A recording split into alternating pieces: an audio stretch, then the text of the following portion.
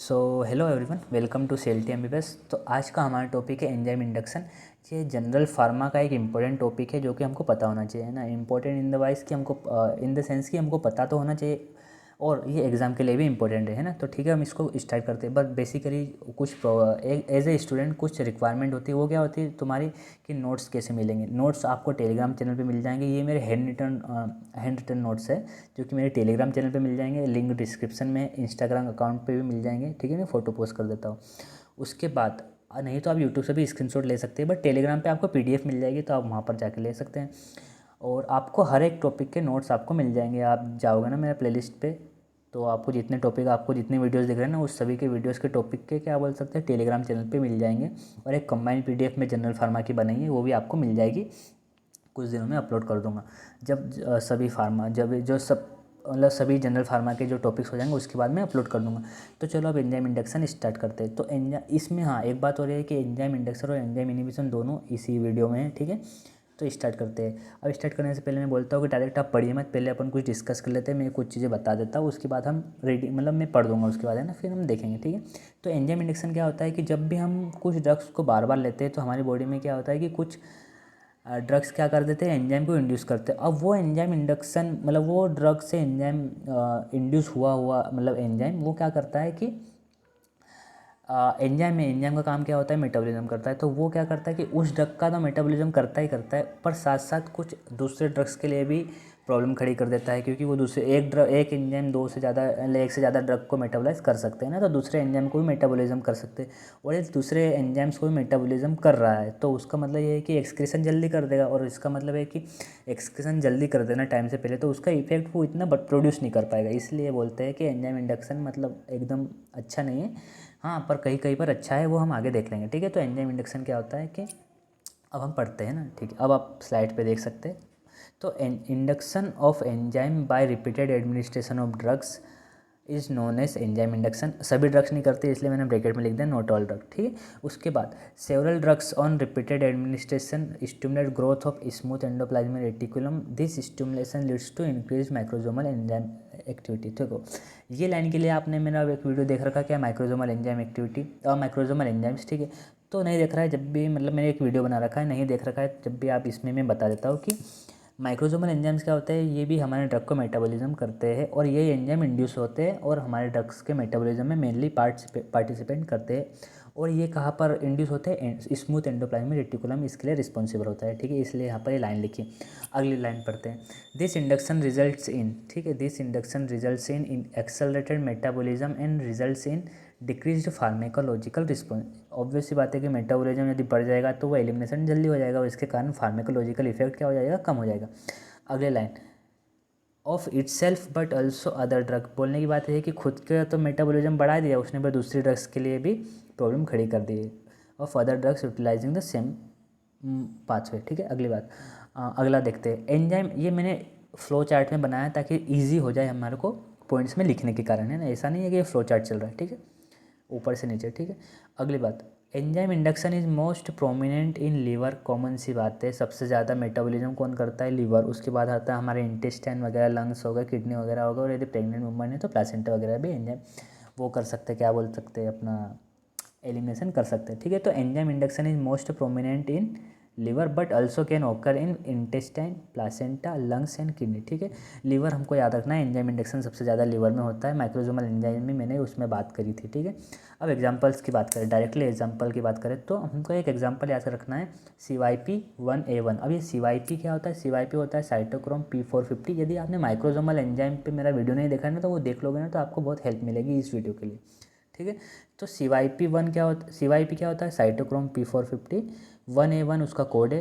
ये 1 दर्शाता है फैमिली, A दर्शाता है सब फैमिली, और अनदर 1 दर्शाता है आइसोफॉर्म ऑफ दिस एंजाइम। ठीक है, जीन नंबर बोल सकते हैं। तो साइटोक्रोम P450 1A1 है ना, तो CYP बोल डायरेक्ट है ना, शॉर्ट फॉर्म। CYP1A1 क्या होता है, ये एक ऐसा एंजाइम है, ये एंजाइम का नाम है, एक ऐसा एंजाइम है जो कि जो स्मोकर्स होते हैं, जो सिगरेट वगैरह पीते हैं, उनमें ये एंजाइम इंड्यूस हो जाता है। अब ये क्या प्रॉब्लम खड़ी करता है कि ये एंजाइम इंड्यूस हो गया, तो इसका मतलब है कि किसी न किसी ड्रग का मेटाबॉलिज्म ये बढ़ाएगा, जिसके कारण उसका इफेक्ट कम हो जाएगा, एलिमिनेशन जल्दी हो जाएगा।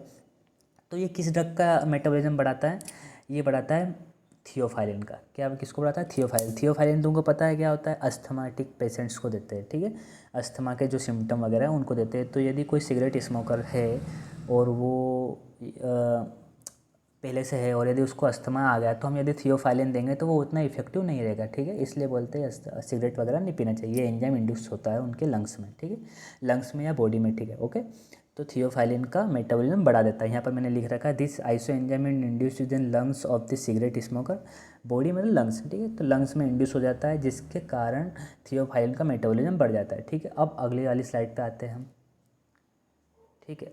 एक एग्जांपल की बात करें फेनिटोइन। फेनिटोइन क्या करता है कि इससे कुछ एंजाइम को इंड्यूस करता है जिसके कारण विटामिन D3 का क्या हो जाता है? मेटाबॉलिज्म बढ़ जाता है। अब विटामिन D3 का मेटाबॉलिज्म बढ़ जाएगा तो क्या होगा कि विटामिन D3 जल्दी से बॉडी से एक्सक्रीट हो जाएगा, मेटाबॉलिज्म होगा तो उसकी कमी होने लग जाएगी और कमी हो जाएगी तो ऑस्टिमुलेशन करेगा। देखो अब फेनिटोइन की बात करें तो induces the enzyme and accelerate the metabolism of vitamin D3 which can also lead to osteomalacia, ठीक है। यदि आपको वीडियो स्लो लग रहा है तो आप थोड़ा 2x या फिर 1.5x स्पीड में देख सकते हैं, ठीक है। अगले एग्जाम्पल की बात करें, देखो बेड एग्जाम्पल तो देख ले जो कि हमारे को नुकसान पहुंचा रहे हैं, ऑस्टिमुलेशन कर रहे हैं और थियोफाइलिन का इफेक्ट कम कर रहे हैं। बट गुड एग्जाम्पल की बात करें तो ये क्या है कि ऐसी हमको डिसीज़ हो रहा है जिसके कारण कि वो एंजाइम हमको खुद बॉडी नहीं इंड्यूस कर पा रही, तो हम ऐसे ड्रग्स ले लें जो कि हमारी बॉडी में वो ड्रग्स जाकर एंजाइम को इंड्यूस कर पाए, तो ऐसे में हमको ये एक बेनिफिशियल है ना। तो आपको इसका एग्जांपल एक ये है कि देखो फिनोबार्बिटोन एक ड्रग है, इसे कब देते हैं? तो यदि किसी बच्चे को, नियोनेटल बच्चे को, मतलब जो अभी जन्म हुआ, तो उसको यदि जॉन्डिस हुआ, जिसको बोलते हैं हम नियोनेटल जॉन्डिस, उसको हुआ, या फिर हमको पहले पता चल जाए प्रेगनेंसी के कुछ 10-15 दिन पहले कि ये बच्चे को नियोनेटल जॉन्डिस होने वाला है, तो क्या कर सकते हैं? हम फिनोबार्बिटोन दे सकते हैं। फिनोबार्बिटोन क्या करेगा कि ये ड्रग जाएगा और एक एंजाइम को इंड्यूस करेगा जिसका नाम है ग्लूकुरोनिल ट्रांसफरेज एंजाइम। अब ये ग्लूकुरोनिल ट्रांसफरेज एंजाइम क्या करेगा कि बिलीरुबिन को ग्लूकुरोनिक एसिड में कन्वर्ट करने में हेल्प करता है, ठीक है। अब ये हो गया तो बिलीरुबिन से ग्लूकुरोनिन, इसका मतलब बिलीरुबिन का डिपोजिशन नहीं होगा, इसका मतलब जॉन्डिस नहीं होगा। तो ये हमारा, अब इसको हम पढ़ते हैं, ठीक है। तो गुड एग्जांपल की बात करें तो beneficial effect of enzyme induction क्या है कि for the treatment of neonatal jaundice, ठीक है, याद रखना हमारे को। कैसे? अब देखते हैं। ड्रग फिनोबार्बिटोन, ये याद रखना मेनली, तो फिनोबार्बिटोन, ठीक है। तो फेनिटोइन की जगह यहाँ नीचे आएगा थर्ड वाला नंबर पे फिनोबार्बिटोन, ठीक है। Phenobarbitone can be given to the pregnant mother 7 to 14 days, ज़्यादा पहले नहीं, 7 to 14 days prior to labour. और फिर यदि हमको ऐसा है कि लेबर के बाद पता चला कि इसको नियोनेटल जॉन्डिस है बच्चे को, तो उसके बाद भी दे सकते हैं, बट तुरंत, ठीक है। और to the infant soon after the birth to induce the fetal hepatic glucuronyl transferase enzyme, ठीक है, which catalyse the conjugation of bilirubin to glucuronic acid, जिसके कारण हैंस बिलीरुबिन गेट्स कॉन्जुगेटेड या बोल दो metabolise faster and excreted through the bile, ठीक है। बस हमको यही तो चाहिए था कि बिलीरुबिन का डिपोजिशन ना हो, वो जल्दी से जल्दी मेटाबोलाइज होकर एक्सक्रीट हो जाए। ये हमारा हो गया एंजाइम इंडक्शन। अब एंजाइम इनहिबिशन की बात करते हैं, ठीक है। तो एंजाइम इनहिबिशन क्या होता है कि एंजाइम इनहिबिशन कुछ नहीं, कुछ ऐसे ड्रग्स होते हैं कि जो हम बार बार लेते हैं तो जिसके कारण कुछ एंजाइम इनहिबिट हो जाते हैं, मतलब एंजाइम है तो वो इनहिबिट हो जाता है। तो ये वाली प्रोसेस हम बोल सकते हैं कि फास्टर होती है। आगे लिखा है पॉइंट, ठीक है। फास्टर क्यों बोलते हैं? क्योंकि देखो एंजाइम इंडक्शन में, एंजाइम में प्रोटीनेसिस पार्ट है तो प्रोटीन को बनाने में टाइम लगता है, तो एंजाइम इंडक्शन में थोड़ा टाइम लगता है। बट एंजाइम इनहिबिशन में एंजाइम पहले से है, उसको बस ब्लॉक करना है। तो ये एंजाइम इनहिबिशन क्या है? फास्टर प्रोसेस है। तो एक लाइन में पहले आपको बता देता हूँ जो आपको बाद काम आएगी। Enzyme inhibition is a faster process than enzyme induction and it usually reversible मतलब क्यों बोला है कि एंजाइम इनहिबिशन मतलब एंजाइम को ब्लॉक कर रहे हैं, ठीक है। और वो रिवर्सिबल क्यों है? क्योंकि जब हमारे पास ड्रग का इफेक्ट कम होगा तो वो जो ब्लॉक्ड एंजाइम है वो आपस से अनब्लॉक हो जाएगा, ठीक है। तो इसलिए वो रिवर्सिबल होता है। अब एंजाइम इनहिबिशन पढ़ लेते हैं। Inhibition of the metabolism of a drug by another drug through the inhibition of enzyme involve in their metabolism in known as enzyme inhibition. कहने की बात है कि दूसरे ड्रग्स द्वारा जो एंजाइम इनहिबिशन होता है उसी को बोलते हैं इनहिबिशन ऑफ मेटाबॉलिज्म, जो होता है ड्रग का उसी को बोलते हैं एंजाइम इनहिबिशन। अगला दिस रिजल्ट्स, हाँ अब सुनो, अब मेटाबॉलिज्म नहीं होगा। एंजाइम इनहिबिशन मतलब एंजाइम को हमने इनहिबिट कर दिया। अब एंजाइम इनहिबिट कर दिया तो जो हमने ड्रग लिया है उसका मेटाबॉलिज्म नहीं होगा। और यदि मेटाबॉलिज्म नहीं होगा तो क्या होगा?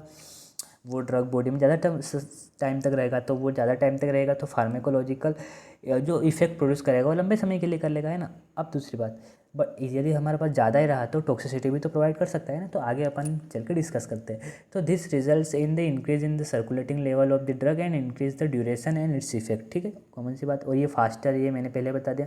अब clinical relevance of enzyme inhibition की यदि बात करें तो अब देखना, यदि कोई पेशेंट थियोफाइलिन, जैसे अस्थमेटिक पेशेंट, यदि वो थियोफाइलिन पे वो हो रहा है, क्या बोलते हैं, बेस्ड है, मतलब वो वाली ड्रग्स ले रहा है, और वो यदि एंटीबायोटिक्स इरिथ्रोमाइसिन एंड क्लोराम्फेनिकोल, ये एंटीबायोटिक्स को भी ले रहा है, तो क्या है कि वो थियोफाइलिन का इफेक्ट कम करने वाला है। ऐसा क्यों? क्योंकि देखो इरिथ्रोमाइसिन और क्लोराम्फेनिकोल क्या करते हैं, यहाँ पर एंजाइम इनहिबिट करते हैं और साथ ही साथ इसके जो इफ़ेक्ट को डिक्रीज़ करते हैं यहाँ पर, और उसके कारण हमको क्या क्या देखने को मिलता है, नोजिया एंड वोमिटिंग। तो देखो unexpected nausea and vomiting and tremors can occur due to theophylline when it is given with this drug. कौन कौन से ड्रग? Erythromycin, chloramphenicol. तो यदि कोई हमारे को एस्थमेटिक पेशेंट दिख रहा है और हमने उसको थियोफाइलिन दिया, बट हमने ये नहीं पूछा कि वो कोई एंटीबायोटिक्स तो नहीं ले रहा है, और यदि ये एंटीबायोटिक ले रहा है तो वो थियोफाइलिन देने का कुछ मतलब नहीं है, उसको नोसिया और वोमिटिंग हो सकते हैं, ठीक है, ये लिखा है। अगली बात, हमको यदि हम किसी पेशेंट को एंटीकोगुलेंट दे रहे हैं, डाइक्यूमरल, ठीक है, तो एंटीकोगुलेंट डाइक्यूमरल दे रहे हैं तो उसके कारण वो नॉर्मल तो लेवल रखेगा, मतलब उसकी प्रॉपर्टी को शो करेगा, बट यदि हमने उसके बाद यदि एसिड एंटा एसिड दे दिया सिमेटिडिन, तो क्या करेगा कि वो उसका इफेक्ट बहुत बढ़ जाएगा और उससे क्या हो जाता है, ब्लीडिंग टेंडेंसी बढ़ जाती है बॉडी के अंदर, ठीक है। तो इनहेंस ब्लीडिंग कंडीशन या tendency due to dicoumarol when it is administered with cimetidine, ठीक है। तो सिमेटिडिन देंगे और डाइक्यूमरल भी, मतलब डाइक्यूमरल देंगे और सिमेटिडिन बाई चांस दे दी तो उससे टेंडेंसी बढ़ जाती है, ब्लीडिंग टेंडेंसी ना। एक एग्जाम्पल ये याद रखना।